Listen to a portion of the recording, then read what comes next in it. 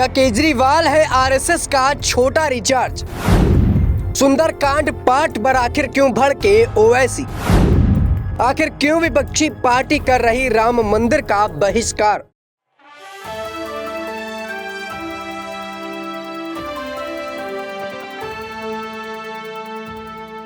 नमस्कार, आप देख रहे हैं नेक्स्ट 9 न्यूज पॉलिटिकल बाइट। मैं हूं आपके साथ आकाश त्रिवेदी। दर्शकों, आप सभी का बहुत बहुत स्वागत है हमारे खास प्रोग्राम बयानी बवाल पर। और बयानी बवाल के खास प्रोग्राम पर बात करेंगे ऐसे ही एक बयान की जो एआईएमआईएम के नेता ओवैसी के द्वारा दिया गया। ओवैसी का ये बयान लगातार अपने आप में चर्चा का विषय बना हुआ है और ये बयान तब आया जब केजरीवाल की पार्टी सुंदरकांड करवा रही है। बता दें कि यहाँ पर केजरीवाल ने राम मंदिर को लेकर अब सुंदरकांड करवाने की बात कही है और पूरी पार्टी यहाँ पर सुंदरकांड करवा रही है। लेकिन ऐसे में एआईएमआईएम के नेता ओवैसी को यह बात नहीं पच रही और उन्होंने अब उस पूरे मुद्दे को लेकर यहाँ पर केजरीवाल को आरएसएस का छोटा रिचार्ज बता दिया। कह दिया कि केजरीवाल आरएसएस के छोटे रिचार्ज हैं और अब वो खुद को खर्च करने के लिए राम मंदिर से जुड़े मामले पर अपनी प्रतिक्रियाएं दे रहे और सुंदरकांड करवाने का यहाँ पर काम कर रहे हैं।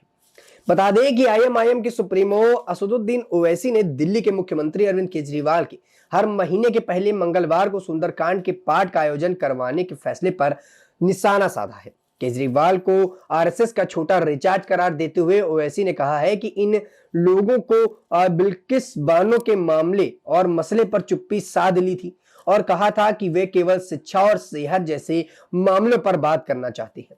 ओवैसी ने अपने ट्विटर हैंडल एक्स पर पोस्ट किए गए एक पोस्ट पर केजरीवाल पर संघ के एजेंडे के साथ देने का पूरी तरह से गंभीर आरोप लगाया। वहीं ओवैसी ने एक्स पर लिखा कि आरएसएस के छोटे रिचार्ज ने फैसला किया है कि दिल्ली के हर विधानसभा क्षेत्र में हर महीने के पहले मंगलवार को सुंदरकांड पाठ आयोजित किया जाएगा। यह फैसला 22 जनवरी के उद्घाटन की वजह से लिया गया है। आपको याद दिला दूं कि इन लोगों ने बिल्किस बानो के मसले पर चुप्पी बनाए रखी थी और कहा था कि वे सिर्फ शिक्षा और सेहत जैसे मामलों पर अपनी बात को रखना चाहते हैं। क्या सुंदरकांड शिक्षा है या सेहत है? असल बात तो यह है कि इन्हीं इंसाफ से परहेज है और संघ के एजेंडे का पूरा साथ देने से इनको कोई परहेज नहीं। दर्शकों, बता दें कि यहां पर ओवैसी ने बड़ा हमला बोला और इस बारे में साफ तौर पर कह दिया कि भी कांग्रेस पार्टी के साथ साथ अब केजरीवाल की पार्टी भी कहीं ना कहीं अपने जो राजनीतिक गलियारे हैं, जो राजनीतिक चोट है, उसको सही करने का काम कर रहे हैं। और साफ तौर पर यहाँ पर हमला बोला वो आप पार्टी पर। आप पार्टी के नेता केजरीवाल को छोटा रिचार्ज बता दिया, वो भी आरएसएस का। बता दिया कि यही वो लोग हैं जिनको बिल्किस बानो मुद्दे पर बोलने की जरूरत नहीं है और जब इनसे पूछा जाता है तो ये बताते हैं कि हम सिर्फ सेहत और शिक्षा पर बात करना चाहते हैं। तो क्या जो सुंदरकांड हो रहा है ये शिक्षा है या सुंदरकांड हो रहा है ये बिल्किस बानो केस से ज्यादा बड़ा है? दर्शकों, बता दें कि यहाँ पर ओवैसी ने जो बयान दिया वो लगातार चर्चा का विषय बना हुआ है। ओवैसी एक तरफ यहाँ पर कई अन्य मुद्दों पर भी बोलते हैं, राम मंदिर पर वो बोलते नजर आए, लेकिन यहाँ पर सुंदरकांड वाले मामले पर उन्होंने बड़ी प्रतिक्रिया दे दी। अब यहाँ पर केजरीवाल को भी उन्होंने नहीं छोड़ा, केजरीवाल को छोटा रिचार्ज बोल दिया, पूरे यहाँ पर आप पार्टी पर निशाना साधा। ऐसे में उन्होंने जो ट्वीट किया वो भी लगातार चर्चा में बना हुआ है। बता दें कि एआईएमआईएम के चीफ ने अपने पोस्ट में आगे कहा है कि हम बाबरी की बात भी ना करें, आप न्याय मोहब्बत फैलाना और न्याय मोहब्बत का बाजा बजाना बजाते रहते हैं, साथ ही हिंदुत्व को मजबूत करते हो। वाह! बता दें कि आप आम आदमी पार्टी मंगलवार से दिल्ली की हर विधानसभा में हनुमान चालीसा और सुंदरकांड का पाठ कराने जा रही है। सीएम अरविंद केजरीवाल आज दोपहर 3 बजे अपनी पत्नी सुनीता के साथ रोहिणी के मंदिर पर सुंदरकांड पाठ करेंगे। इसकी जानकारी खुद सोशल मीडिया के जरिए अरविंद केजरीवाल ने दी। वहीं अरविंद केजरीवाल ने एक्स पर किए गए पोस्ट पर लिखा कि सबकी सुख शांति और तरक्की के लिए कल शाम आम आदमी पार्टी में कई जगह सुंदरकांड का पाठ करवा रही है। मैं अपनी धर्मपत्नी के साथ 3 बजे रोहिणी के मंदिर पर सभी भक्तजनों के साथ सुंदरकांड का पाठ करूंगा। आप सभी अपनी सुविधा अनुसार अपने घर के पास होने वाले पाठ में आमंत्रित हों। वहीं दिल्ली सरकार में मंत्री सौरभ भारद्वाज ने कहा कि अगले हफ्ते हर मंगलवार को शहर के सभी विधानसभा क्षेत्रों में और नगर निगम वार्ड समेत 2600 जगहों पर सुंदरकांड और हनुमान चालीसा के पाठ कराए जाएंगे। एक तरफ केजरीवाल ने साफ तौर पर सुंदरकांड को लेकर अपनी प्रतिक्रिया दे दी और हर मंगलवार को सभी विधानसभा क्षेत्रों पर यहां पर सुंदरकांड कराने की बात कही गई। लेकिन यह बात एआईएमआईएम के नेता ओवैसी के गले नहीं उतरी। ओवैसी इस पर भी राजनीति करना शुरू कर दिया। अब वो इस पर भी नहीं मान रहे हैं। उनके हिसाब से अगर एक बार यहां पर सुंदरकांड हो जाता है मंगलवार को, तो उससे शिक्षा और सेहत दोनों में कोई फर्क नहीं पड़ेगा।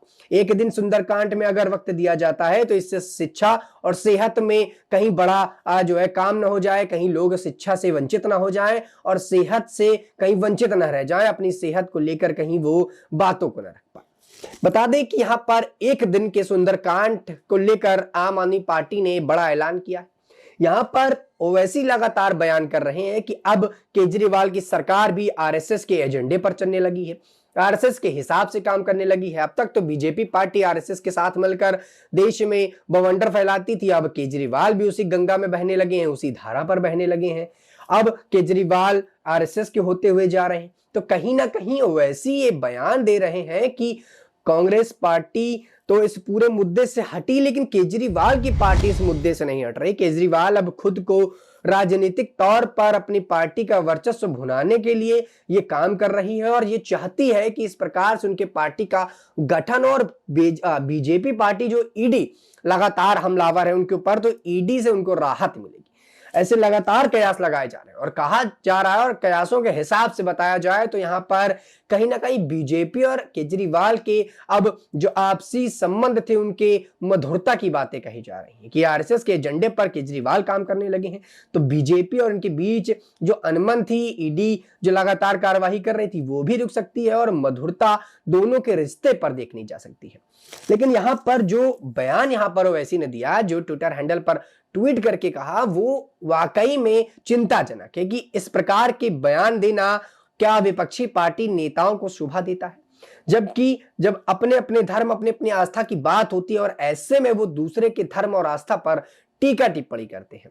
बाबरी मस्जिद यहां पर अगर उस पर मुकदमा चलता है, टूटी है, तो अपने पक्ष पर रखना जायज बताया जाता है यहां पर राजनीति पर। वही हिंदू आस्था के लोग, हिंदू धर्म के लोग अपनी बात को रखते हैं। लेकिन यहां पर राम मंदिर को लेकर लगातार बयानबाजियां चलती रही और उससे राजनीतिक गलियारों पर हलचल रही। लेकिन यहां पर एक दिन अगर सुंदरकांड कराया जाता है, एक दिन हनुमान चालीसा का पाठ कराया जाता है, तो इससे कई नेताओं को दिक्कत है, इससे कई पॉलिटिकल पार्टी के नेताओं को दिक्कत है और यह बताया जाता है कि जो जो हनुमान चालीसा करवाएगा, सुंदरकांड करवाएगा और राम मंदिर से जुड़ेगा, वो आरएसएस का एक एजेंडा लेकर चलेगा, वो आरएसएस का छोटा रिचार्ज बन जाएगा। क्योंकि बीजेपी को यहां पर ओवैसी ने बड़ा रिचार्ज बताया, जिसका टॉक टाइम अनलिमिटेड बता दिया, लेकिन यहां पर इनका छोटा रिचार्ज है, जैसे कि एक जियो के सिम का, जो जियो के फोन में आता है वो कुछ ही दिन चलेगा, उसका जो टॉक टाइम है, उसका जो डाटा है वो कुछ दिन के लिए है और बाद में वो खत्म हो जाएगा और फुस हो जाएगा। लेकिन यहां पर बीजेपी को जिस प्रकार से उन्होंने रखा और बताया कि वो अनलिमिटेड डेटा पैक है, उसका डाटा भी खत्म होने वाला नहीं है, तो कहीं ना कहीं जो छोटा रिचार्ज जैसे शब्दों का यहां पर वैसी इस्तेमाल कर रहे हैं, ये अपने आप में सवाल खड़े करता है। दर्शकों, अब देखना होगा कि आखिरकार ओवैसी के द्वारा दिए गए ये बयान केजरीवाल पर क्या भारी पड़ता है और क्या केजरीवाल अपने इस छोटे रिचार्ज पैक से एक मिस्ड कॉल या फिर एक फोन कॉल ओवैसी को घुमाते हैं और ओवैसी को बताते हैं कि उनका रिचार्ज छोटा है या फिर बड़ा है।